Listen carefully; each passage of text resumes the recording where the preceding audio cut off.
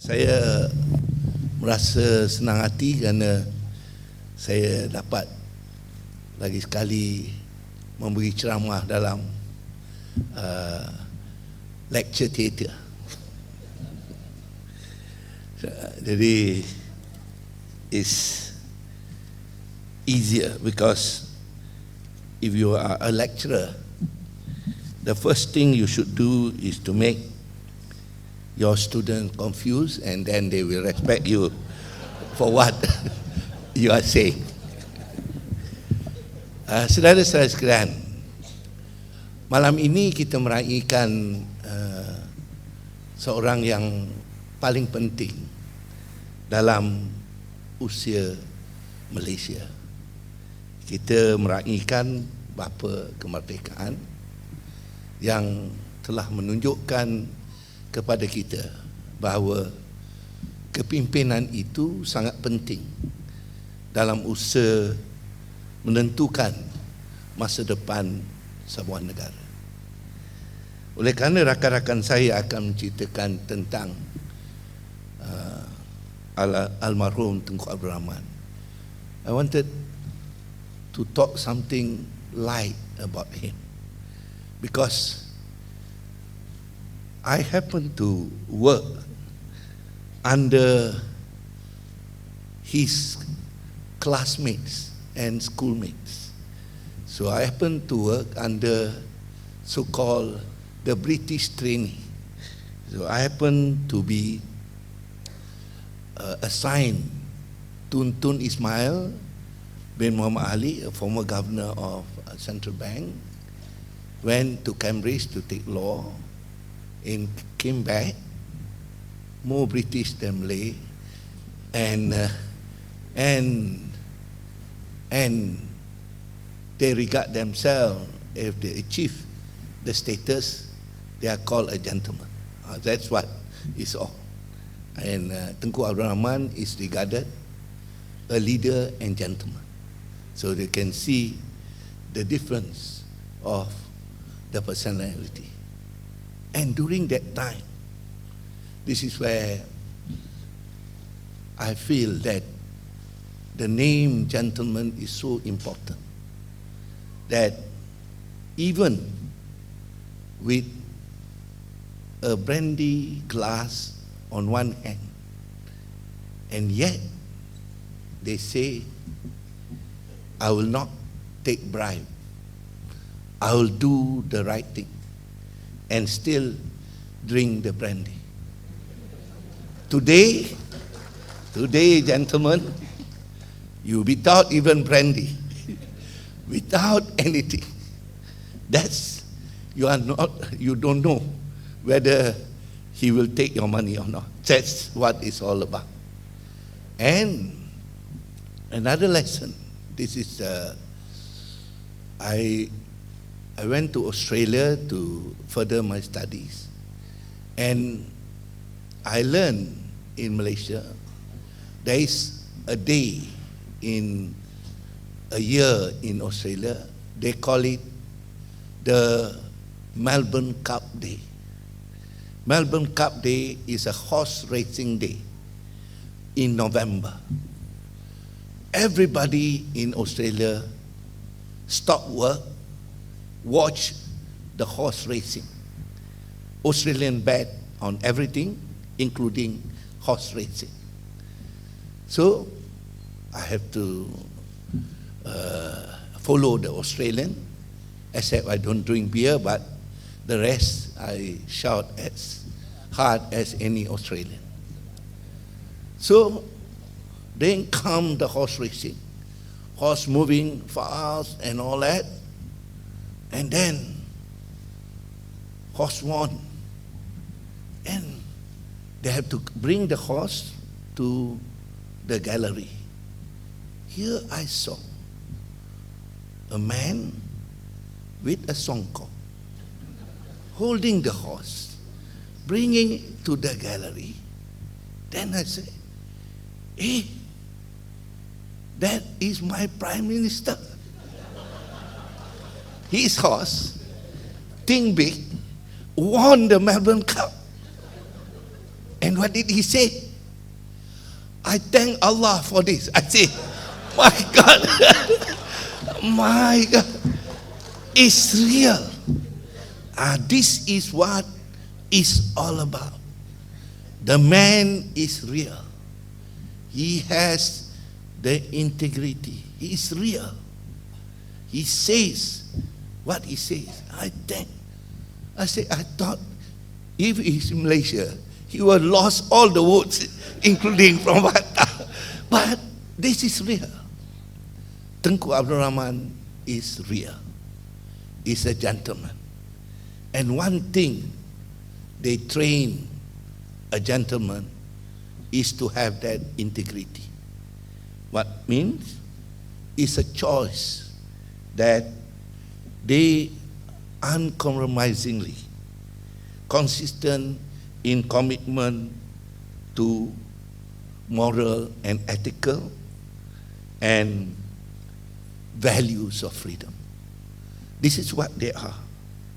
They do the right thing for the right reason. So we must learn from this. And he's light-hearted. There's a story about him. He wrote in the Star. There was a story. So after he graduated from Cambridge, he returned to Kedah and was made a district officer. So while he's working in Kedah, he met an Indian astrologer who told him he would be Malaya first Prime Minister. Everybody laughed, reported the Tunku in this column, including myself. So that's how he is.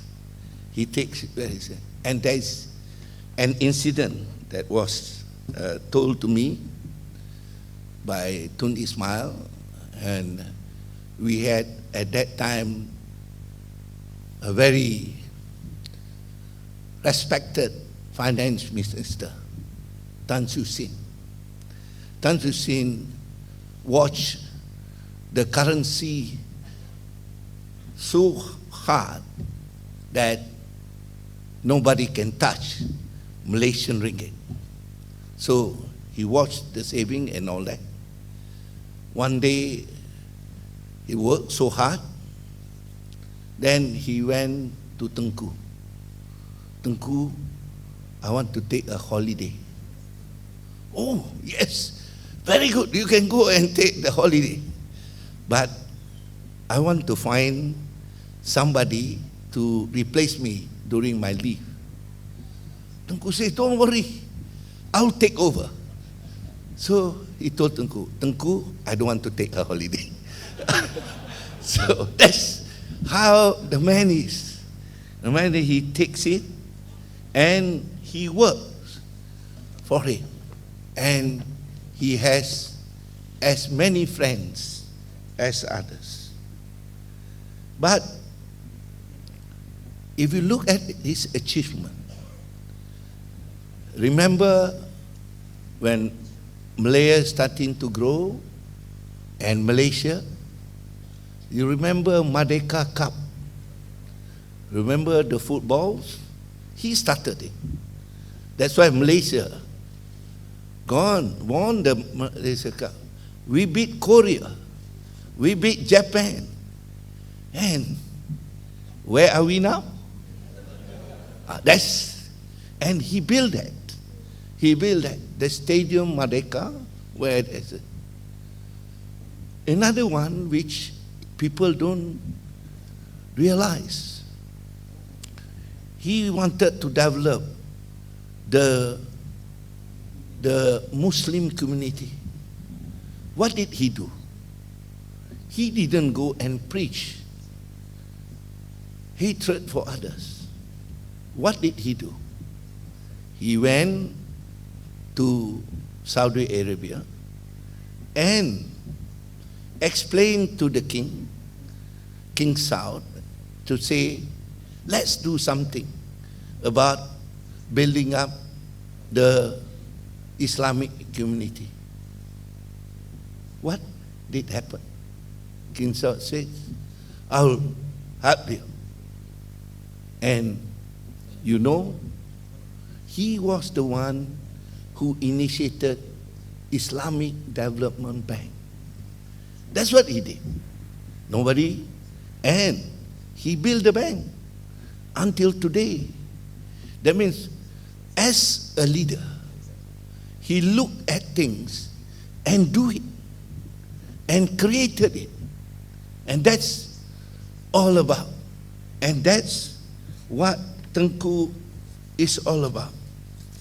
And ASEAN, you talk about ASEAN, is also Tunku's child. He wanted zone of peace, and he built ASEAN. So, Tunku is no longer bapa kemerdekaan. He's more than that. He's a man. He builds, and he's a leader. And, of course, I'm reminded that he's a gentleman. That means he keeps his word. He wants to make sure there is this legacy. But before I leave you what we are going to discuss about Tunku Abdul Rahman, I wanted to leave you things that we can use together by looking at Tunku Abdul Rahman and by looking at leadership. There are 8 ways of spotting leaders. So that's what it's all about today. So you're listening a lecture, you have to listen 8 ways that you can. The best leaders are not interested in who is right, but what is right. So that's very important for you to. But leaders is not, best leaders are not talking about platform, but they are talking about people. That's what Tunku emerged very strongly. He talked about people. That's one. 2, the art of and what if. He decide and he do it. Among other things, he decided to leave Singapore out. He does it. He did it. Of course, the conscience at that time was very clear. He has to do it. And he did it.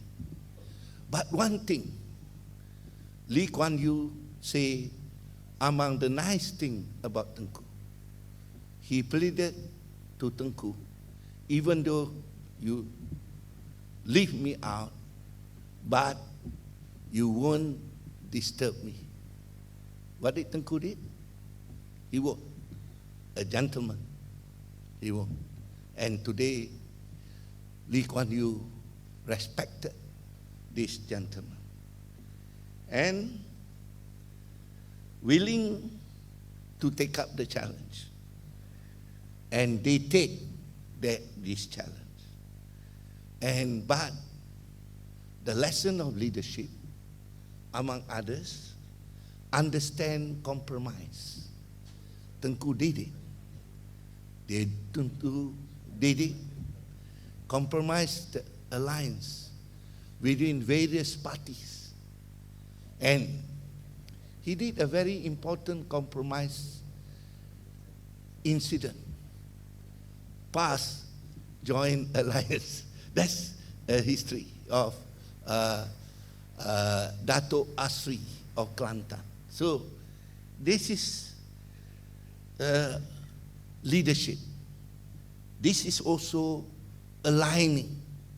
So ladies and gentlemen, today we are talking about a legacy of a gentleman and this legacy gives us the inspiration. What do they inspire us? Do it. It is for us to do it, to take that challenge, and to be like him. Thank you very much.